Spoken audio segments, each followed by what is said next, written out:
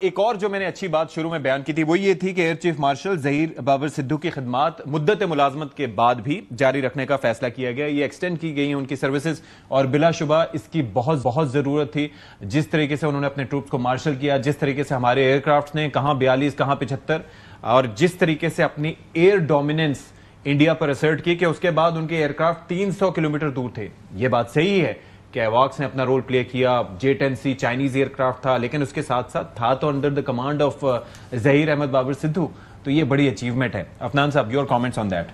دیکھیں اس میں کوئی شک نہیں ہے کہ جو ایئر چیف مارشل ہیں ظہیر سدھو صاحب, انہوں نے بڑا زبردست پرفارم کیا اور ان کی لیڈرشپ کے انڈر جو ہے وہ ایئر فورس نے بہت اچھا پرفارم کیا. اور یہ میجر وار کا جو سیکشن تھا میجر, وہ ایئر فورس نے آپ کے لڑا, اس میں تو کوئی شک نہیں ہے. مطلب جو دو میجر اکمپلشمنٹس ہیں وہ رافیل کو اڑانا اور S-400 کو, وہ دونوں جو آپ کی ایئر فورس نے کی ہیں.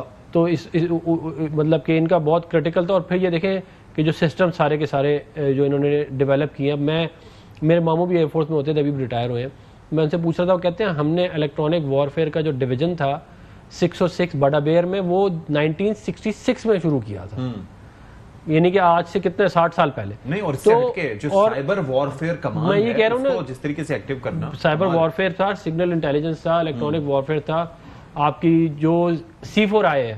اب دیکھیں نا C4I کے اندر جو ساری کی ساری انٹیگریٹڈ کمانڈ تھی, آپ کو پتا ہے کون سے ایسٹس کہاں تھے کیا تھی, پھر آپ ان کو کمانڈ دے رہے تھے کہ آپ نے یہ کرنا یہ نہیں کرنا. یہ بہت زبردست. اور یہ جو میں تو انٹرنیشنل میڈیا میں بلکہ پڑھ رہا تھا کہ اے لوکیٹ کرے گا, بی فائر کرے گا, سی اس کو انشور کرے گا کہ وہ پہنچے یا کہتے ہیں ٹارگٹ تک. اچھا میں یہ کہتا ہوں ویسے it's for the sake of the discussion, لیکن جس وقت یہ سارا کچھ چل رہا تھا شرمیلا, وہاں پر پہلے ڈاگ فائٹس اب نہیں ہوتی کیونکہ ایئر کرافٹ دور ہیں, ان کے بھی دور ہیں, ہمارے بھی دور ہیں. وہاں سے پھر یہ ہوتا ہے کہ دور سے بیونڈ ویژول رینج پر آپ ریڈار سے اور ایواکس کی مدد سے ان کو لاک کر رہے ہوتے ہیں, یعنی کہ میزائل فائر کرنے سے پہلے لاک کرنا ضروری ہوتا ہے. تو وہاں پر رولز آف انگیجمنٹ جب انہوں نے فائر کیا تھا وہ چینج ہوئے. اس کے بعد ایئر چیف نے کہا کہ جی اب شوٹ ٹو کل. اس کے بعد دو چیزیں ہوتی ہیں, ایک تو آپ نے لاک کیا تو میزائل جا کے پھر لگے گا, ایک تو جہاز کو ڈائریکٹلی ہٹ کرے گا, اور دوسرا ایک پروکسیمیٹی فیوز ہوتا ہے, یعنی کہ جہاز کے پاس پہنچ کے پھر ڈیٹونیٹ ہوتا ہے, اس سے بھی جہاز تباہ ہوتا ہے. تو اس طریقے سے بھی ہم نے ان کے جہاز گرائے.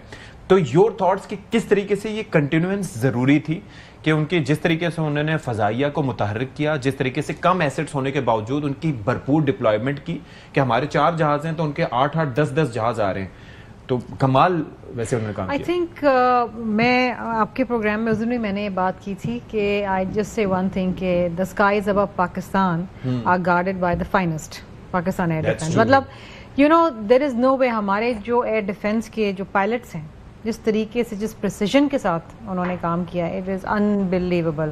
مطلب دنیا یہ ماننے کو تیار ہی نہیں تھی کہ رافیل ہم نے گرا دیے, یاد ہے. مطلب یہ نہ انڈیا کو سمجھ آ رہا تھا, اور دنیا وہ شش و پنج میں تھی کہ جی گرا دیے, 2 گرا دیے, 5 گرا دیے. اور پھر آئی تھنک اس دن انہوں نے کنفرم کیا کہ 6 تھے, 6 total aircraft, 6 aircraft گرائے تھے. اور دیکھیے وہ بات کی کہ جس طرح وہ آئی تھنک وہ اورنگزیب جو ان کے ایئر وائس مارشل ہیں وہ کہہ رہے تھے کہ اچھے جہاز ہیں لیکن ہمارے pilots are better. It is how you know precision. آپ دیکھیں نا, لک ایٹ دا پریسیشن کہ best fighter jets in the world, اس کو پاکستان کی ایئر فورس نے جو ہے نا دے ڈاؤنڈ اٹ. اور اب یہ دیکھیں کہ انڈونیشیا کی $8.1 بلین کی ڈیل تھی, وہ خراب وہ کہہ رہے ہیں کہ ہم خریدیں کہ نہ خریدیں, بس برازیل والی بھی خراب ہونے لگی ہے. وہ بولیں گے buy one get one free. میں نے پہلے بھی کہا تھا, میں نے کہا انہوں نے گرا دینا تھا انڈیا کے, باقی انڈیا پہ حملہ فرانس نے کرنا تھا. پھر